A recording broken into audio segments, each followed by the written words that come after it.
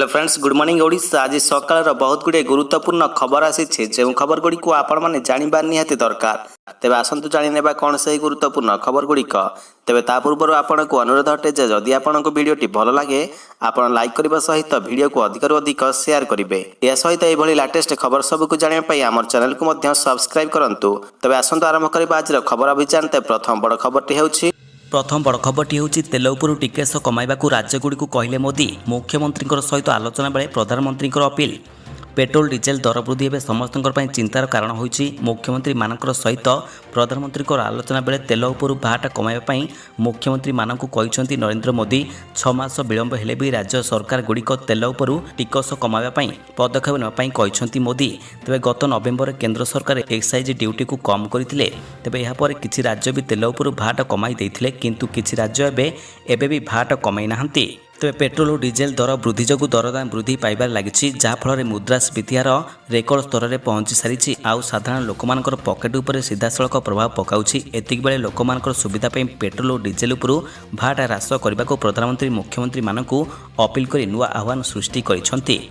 परवर्ती खबरटी होछि सारा राज्य में आकाशरू बर्षुछि निआं। आज भी 44 डिग्री उपर 4टी सहर, आहरी 4 ରୁ 5 दिन बढ़िबो ताती। सारा राज्य में प्रचंड ग्रीष्म प्रवाह जारी रही। आज राज्यर ततला सहर पलटि सोनपुर 44.5 डिग्री सेल्सियस तापमात्रा सहित राज्य में सोनपुर सबुठारु उत्तप्त सहर पलटि। यार पछकू अनुगुल 44.1 डिग्री सहित द्वितीय रही बेले 44 डिग्री सहित झारसुगुड़ा और बलांगीर जुग्म भाव में तृतीय रही।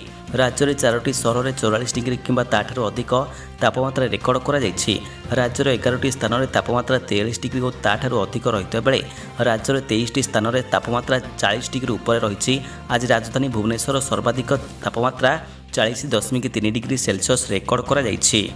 तो परवर्ती खबरटी होछि 2 वर्ष पर परीक्षा केन्द्र को फेरिबे पिला। कालिठारु युक्त 2 परीक्षा, शुक्रवार आरंभ हेबो मैट्रिक परीक्षा।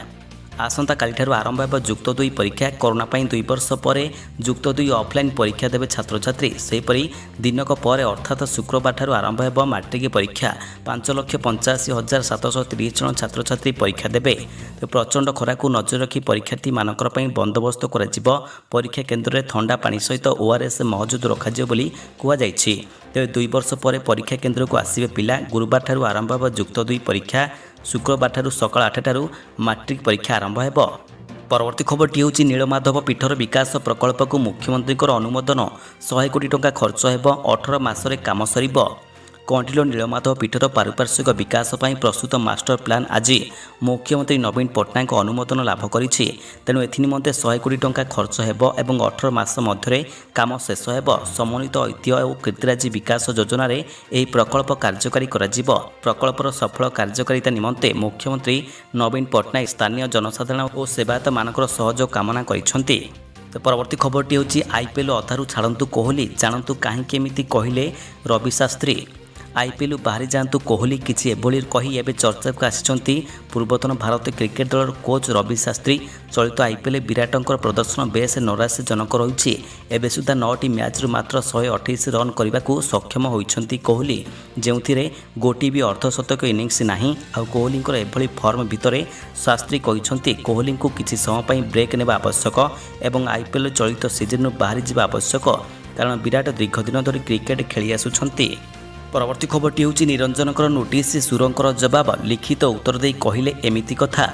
नवीनकर इच्छा पीसीसी चयन हुए। कांग्रेस विधायक सुर राउतराय देइतवा ए बयान को नहीं एबे राज्य कांग्रेस रे झड़ा उठी। पीसीसी सभापति निरंजन पट्टनायक द्वारा दिया जाइतवा कारण दर्शा नोटिस रो जवाब रखिछंती सुर राउतराय। कांग्रेस भवन को आसी लिखित भाव उत्तर दाखल करिछंती। पुणी थरे विभिन्न समय कांग्रेस नेता देइतवा रोचक मंतव्य कथा मध्य उठाइछंती। तेबे सेतेबेले सेमानकु काहेकि नोटिस करा जाय नथिला बोली मध्य प्रश्न करिछंती। परवर्ती खबरटी होछि प्रशासन बारणसूते पुरी गले बीजेपी सांसद अपराजिता षडंगी।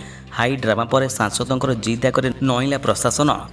पुरी ऐतिह्य करिडोर को नहीं बद जोर धरिता बेले आज सांसद अपराजिता षडंगी और समर्थकों पुरी गस्तर हाईड्रामा देखा मिली। प्रतिवाद शोभायात्रा प्रशासन कटकणा लगाइबा पर शताधिक समर्थक मानक धरी पुरी बाहरी अपराजिता षडंगी। पुलिस तांको रोकिथिले मध्य सेमाने चली चली जिबा आरंभ करथिले। आउ एई सब दृश्य एही प्रसंग को आहुरी जोर देउथिला। ତେବେ ଆଶ୍ଚର୍ଯ୍ୟଜନକ ଭାବରେ ଏହାପରେ ବିଜେପି ମୁଖପାତ୍ର ଏକ ସାମ୍ବାଦିକ ସମ୍ମିଳନୀ କରି କହିଥିଲେ ବିଜେପି ଏହି କାର୍ଯ୍ୟକ୍ରମକୁ ସମର୍ଥନ କରୁନାହିଁ। ତେବେ ରାଷ୍ଟ୍ରୀୟ ମୁଖପାତ୍ର ରହିଥିବା ଅପରାଜିତାଙ୍କର ଏହି କାର୍ଯ୍ୟକ୍ରମକୁ ରାଜ୍ୟ ବିଜେପି ଦୂରେଇ ରହିବା ଅନେକ ଚର୍ଚ୍ଚା ସୃଷ୍ଟି କରିଛି। ତେବେ ପରବର୍ତ୍ତୀ ଖବରଟି ହେଉଛି ସୂର୍ଯ୍ୟ କିରଣକୁ ସାବଧାନ, ଖରାରେ ବାହାରକୁ ବାହାରୁଥିଲେ ସାବଧାନ। ଏହି ଖରାରେ ରହିଛି ଅତି ବାଇଗଣୀ ରଶ୍ମି। ଆପଣଙ୍କ ଶରୀରକୁ କ୍ଷତି କରିବା ଭଳି ରଶ୍ମି ଏବେ ସୂର୍ଯ୍ୟଙ୍କ କିରଣରେ ରହିଛି। ୟୁକେର online.uk ନାମକ ୱେବସାଇଟ୍ରେ ଏଭଳି କିଛି ରିପୋର୍ଟ ପ୍ରକାଶ ପାଇଛି। ଆଜି ଏହି ଅତି ବାଇଗଣୀ ରଶ୍ମିର ସ୍ତର 12 ରହିଛି। ଆଉ ଇଏ ହେଉଛି ଆସନ୍ତା ମେ ମାସ 4 ତାରିଖ ଯାଏଁ ଅତି ବାଇଗଣୀ ରଶ୍ମିକୁ ନେଇ ୟୁକେର ଏହି ସଂସ୍ଥା ଆକଳନ କରିଥିବା ରିପୋର୍ଟ। ତେବେ 5ରୁ 6 ଯାଏଁ ଅତି ବାଇଗଣୀ ରଶ୍ମିର ସ୍ତର ରହିଲେ ବିପଦପୂର୍ଣ୍ଣ ନୁହେଁ, କିନ୍ତୁ ଏବେ ଏହା ଡବଲ ହୋଇ 12ରେ ପହଞ୍ଚିଛି। ଅର୍ଥାତ୍ ଅତି ବାଇଗଣୀ ରଶ୍ମି ଅତି ବିପଦଜନକ ଭାବରେ ରହିଛି। ତେଣୁ ଟାଣ ଖରାରେ ଘରୁ ବାହାରିବା ଦରକାର ନାହିଁ ବୋଲି କହିଛନ୍ତି। ତ ପରବର୍ତ୍ତୀ ଖବରଟି ହେଉଛି ଦିନକରେ 6.3 ଆରବ ଡଲାର ବଢ଼ିଲା ସମ୍ପତ୍ତି। ଏବେ ବିଶ୍ୱର ଚତୁର୍ଥ ଧନୀ ବ୍ୟକ୍ତି ଗୌତମ ଆଦାନୀ ବିଲ୍ ଗେଟ୍ସଙ୍କର ସମ୍ପତ୍ତିର ହେଲା ସମକକ୍ଷ। ଗୌତମ ଆଦାନୀ ଏବେ କେବଳ ଭାରତ ଓ ଏସିଆର ସବୁଠାରୁ ଧନୀ ବ୍ୟକ୍ତି ନୁହନ୍ତି, ବରଂ ବିଶ୍ୱର ଚତୁର୍ଥ ଧନୀ ବ୍ୟକ୍ତି ହୋଇଯାଇଛନ୍ତି। ଏମିତିକି ତାଙ୍କର ସମ୍ପତ୍ତିର ପରିମାଣର ମାଇକ୍ରୋସଫ୍ଟର ପ୍ରତିଷ୍ଠାତା ବିଲ୍ ଗେଟ୍ସଙ୍କର ସମ୍ପତ୍ତି ସହିତ ସମାନ ହୋଇଯାଇଛି। ବ୍ଲୁମବର୍ଗ ବିଲିୟନିୟର ଇଣ୍ଡେକ୍ସ ରିପୋର୍ଟ ଅନୁସାରେ ଆଦାନୀ ଓ ବିଲ୍ ଗେଟ୍ସଙ୍କର ସମ୍ପତ୍ତିର ପରିମାଣ ଏବେ 125 ଆରବ ଡଲାର ହୋଇସାରିଛି। ଏବେ ସେ ଏହି ଧନୀ ଲିଷ୍ଟରେ Mukesh Ambani, Warren Buffett, Google cofounder Larry ପେଜ୍ଙ୍କୁ ବି ପଛରେ ପକାଇ ଦେଇଛନ୍ତି।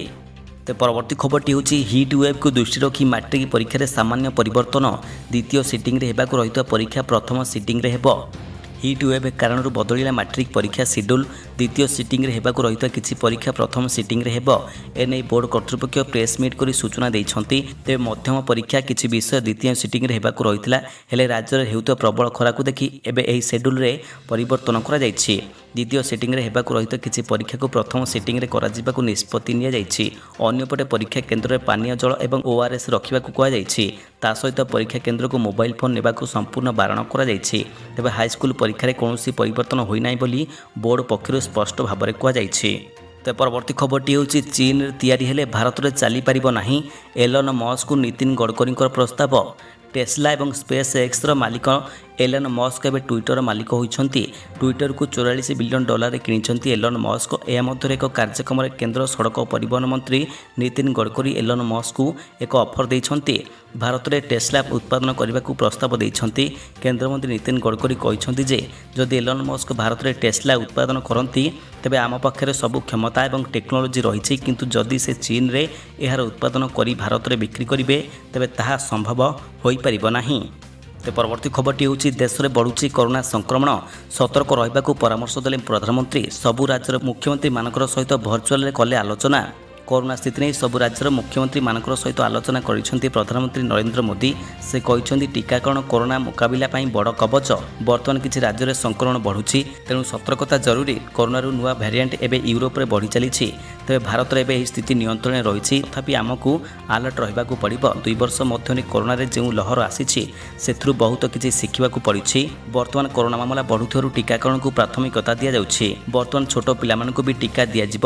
ଏନେଇ ସମସ୍ତ ସ୍କୁଲରେ ଅଭିଯାନ ଆରମ୍ଭ ହେବା ଦରକାର। ଶିକ୍ଷକ ଓ ଅଭିଭାବକମାନଙ୍କୁ ମଧ୍ୟ ଏନେଇ ପ୍ରସ୍ତୁତ ରହିବାକୁ ପଡ଼ିବ ବୋଲି କହିଛନ୍ତି ପ୍ରଧାନମନ୍ତ୍ରୀ। ତ ପରବର୍ତ୍ତୀ ଖବରଟି ହେଉଛି ମାଡ଼ି ଆସୁଛି ବିପଦ, ଜଳବାୟୁ ପରିବର୍ତ୍ତନକୁ ନେଇ ଜାତିସଂଘର ସତର୍କବାଣୀ। ଆଗକୁ ଉତ୍କଟ ହେବ ସମସ୍ୟା, ମାଡ଼ି ଆସିବ ତୁହାକୁ ତୁହା ପ୍ରାକୃତିକ ବିପଦ। ବର୍ଷକୁ ସାମ୍ନା କରିବାକୁ ପଡ଼ିପାରେ 500ରୁ 600 ପ୍ରାକୃତିକ ବିପର୍ଯ୍ୟୟ। ଏପରି ସତର୍କବାଣୀ ଶୁଣାଇଛନ୍ତି ଜାତିସଂଘ। ଜଳବାୟୁ ପରିବର୍ତ୍ତନ ସମ୍ପ୍ରତି ମାନବ ସମାଜ ପାଇଁ ସବୁଠାରୁ ଖରାପ ପରିସ୍ଥିତି ସୃଷ୍ଟି କରିଛି।